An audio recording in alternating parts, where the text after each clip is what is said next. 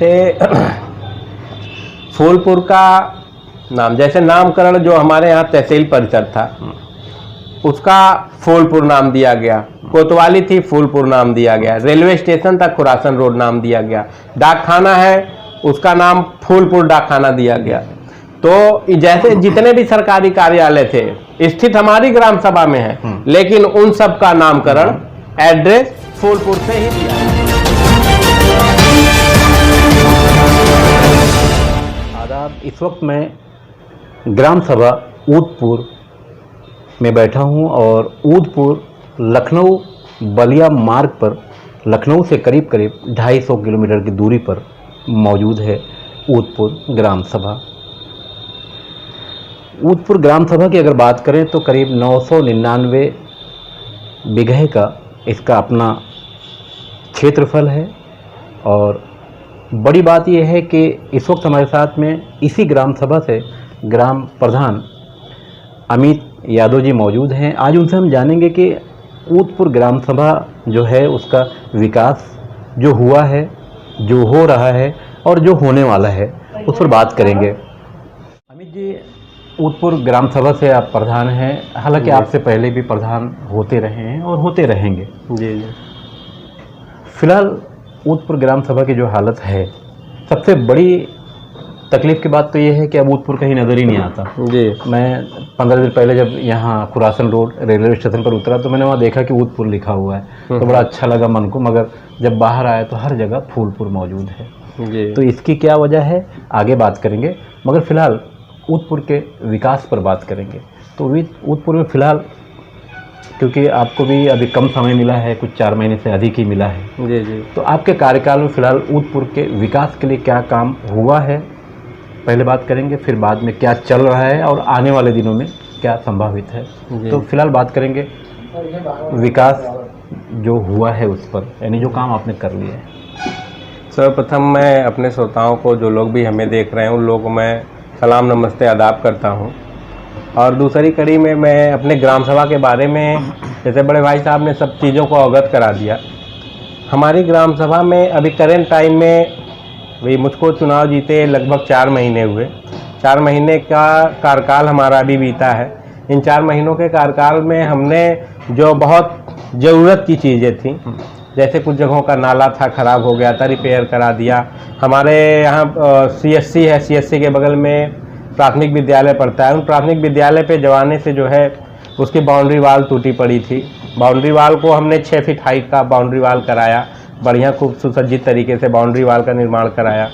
हमारे यहाँ बगल में हॉस्पिटल होने की वजह से बच्चे असुरक्षित थे, शोर शराबा बहुत ज़्यादा था। उन लोगों का शिक्षण जो कुछ होना था, पढ़ाई लिखाई, उससे जो है व्यवधान उत्पन्न होती थी।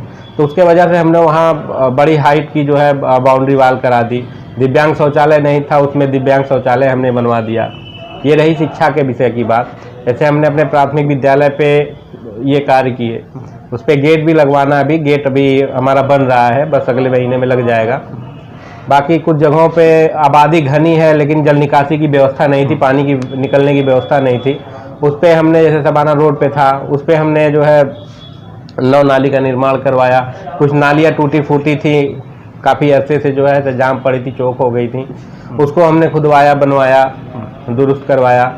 बाकी और भी हमारे कार्य हैं, जैसे इधर रेलवे स्टेशन के जस्ट अपोजिट जिला पंचायत द्वारा एक नाली बनी हुई थी और आधे अधूरे में आके छूटी थी। तो नाली, उसमें जिला पंचायत का 10 लाख रुपया जो है इन्वेस्ट हो गया था, लेकिन उस नाली का उपयोग हमारी ग्रामवासी नहीं कर पा रहे थे। तो वहाँ हमने देखा तो वो भी ज़रूरी था, इसलिए फिर हम वहाँ भी कार्य करा दिए। जी। फिलहाल अभी क्या काम चल रहा है? ये तो हो चुका ना जी। अभी फिलहाल क्या चल रहा है? करेंट टाइम में हमने PWD को एक पत्र लिखा था, लोक निर्माण विभाग द्वारा हमने एक पत्र लिखा था कि हमारी ग्राम सभा में कुछ ऐसी जो मुख्य रास्ते हैं, उन मुख्य रास्तों को बढ़िया से सुसज्जित तरीके से बन जाए, ताकि हमारे ग्रामवासी आसानी से जो उस पर सफ़र कर सके, आए जाएं। तो उसके लिए हमने ये जो लखनऊ बलिया मुख्य मार्ग है और बरौली मार्ग है, इन दोनों के बीच में पहले एक खड़ंजा हुआ करता था। तो वो खड़ंजे पे जो है PWD द्वारा प्रस्तावित था ये डामर रोड।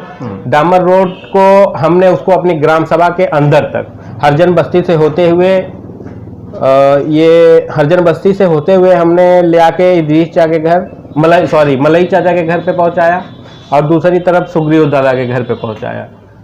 तो हमारी ग्राम सभा का एक हिस्से में PWD के माध्यम से हमारी ग्राम सभा में एक तरफ का हिस्सा ये पूरी तरह से समझिए आप एक हिस्सा हमारा पीच रोड हो जाएगा। वो कार्य हमारा चल रहा है, महीने 2 महीने में वह कार्य भी समाप्त हो जाएगा। तो हमारे ग्राम सभा की एक बस्ती वो उस पर रास्ते से पूर्ण रूप से जो है समझिए कि रास्ते का कार्य पूरा हो जाएगा। और उसके बाद अभी हम और भी प्रोग्रामिंग हमारी है कार्य करने के लिए। आने वाले दिनों में अभी हमको हमारी ग्राम सभा की जितने मुख्य मार्ग हैं कि मतलब हमारे यहाँ क्षेत्रफल हमारा काफी बड़ा है ग्राम सभा का, चारों दिशा में समझिए आपकी यहाँ जिस ग्राम सभा का मैं प्रधान हूँ, आपको अवगत कराना चाहूँगा। इस ग्राम सभा में सरकारी मशीनरी की बात की जाए, सरकारी ऑफिसों की बात की जाए तो पूरे उत्तर प्रदेश में इकलौता यह हमारी ग्राम सभा होगी जहां सरकारी मशीनरी, सरकारी सिस्टम, सरकारी आवास, सरकारी भवन सबसे अधिक मात्रा में मिलते हैं।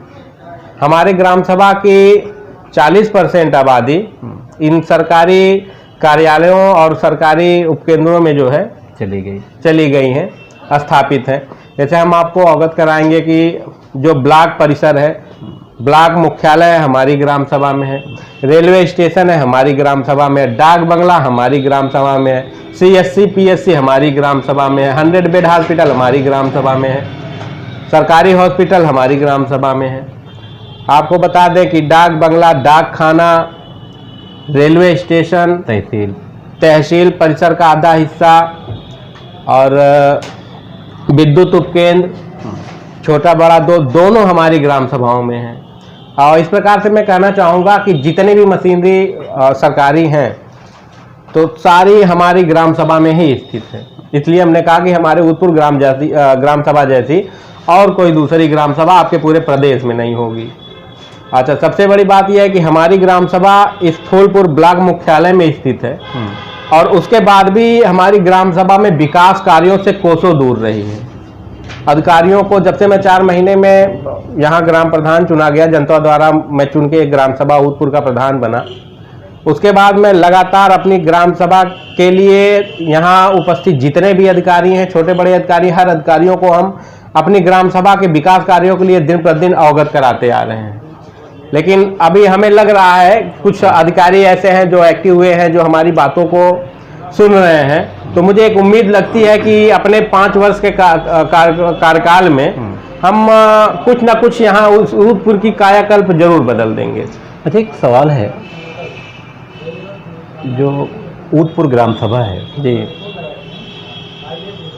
ऐसी कोई सरकारी इमारत नहीं है जो एक ग्राम सभा को लगती हो, वो यहाँ नहीं है। जी बिल्कुल।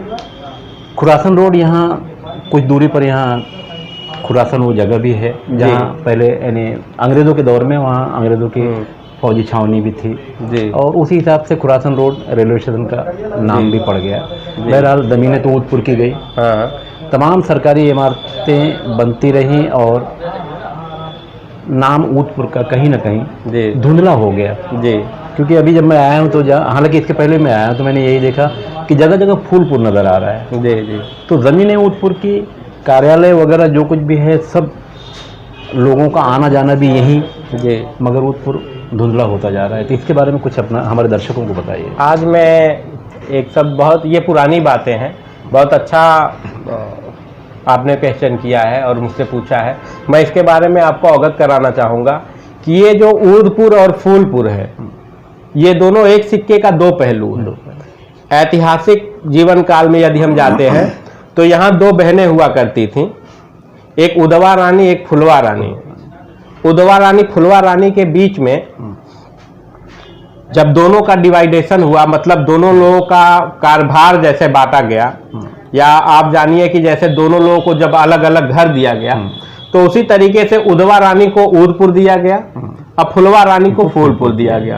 तो इसी से नामकरण हुआ कि उदवा रानी की ग्राम सभा को उदयपुर कहा गया और फुलवा रानी जो है कस्बे में चली गई, जो फूलपुर का नाम दिया गया। लेकिन आज का सिचुएशन ये है कि उधवा रानी का ये जो इतना संक्षेप में इतना बड़ा क्षेत्रफल था, आज के डेट में उधवा रानी का समझिए धीरे धीरे नाम मिटता चला जा रहा है और फुलवा रानी बोला जाए, जैसे फूलपुर में, फूलपुर पूरी तरह से इसमें हाँ पांव बिखेर रहा है, इसलिए उधवा रानी मतलब ऊदपुर ग्राम सभा धीरे धीरे फूलपुर में विलुप्त होता जा रहा है। बहरहाल कहीं ना कहीं लखनऊ से लगभग 250 किलोमीटर की दूरी पर ये ऊदपुर ग्राम सभा में जो रहने वाले मूल निवासी हैं, हालांकि यहाँ तो लाखों लोग आकर बाहर से रहने लगे हैं और ठीक है वो रहते हैं, वो उनका हक है, अधिकार है, मगर जो मूल रूप से ऊदपुर ग्राम सभा के लोग हैं, ज़रूर उन्हें सोचना चाहिए कि आपको अपनी पहचान रखना है या खो देना है, क्योंकि मुझे ऐसा लगता है कि 80% पहचान ऊदपुर की ख़त्म हो चुकी है। हालांकि ऊदपुर की ज़मीनों पे ही पूरा कार्यालय सरकारी आबाद है और बड़ी बात यह है कि इसी ऊदपुर से लगकर थोड़ा सा दूरी पर जाएंगे तो बाबा दुर्वासा ऋषि की मंदिर भी मिलेगी। इसी ऊदपुर की सरहद में मौलाना अब्दुल गनी फूलपुरी जैसे लोगों की ये धरती रही है और कैफी आदमी जैसे कवि यानी शायर पूरी दुनिया में इसी इलाके से चमके।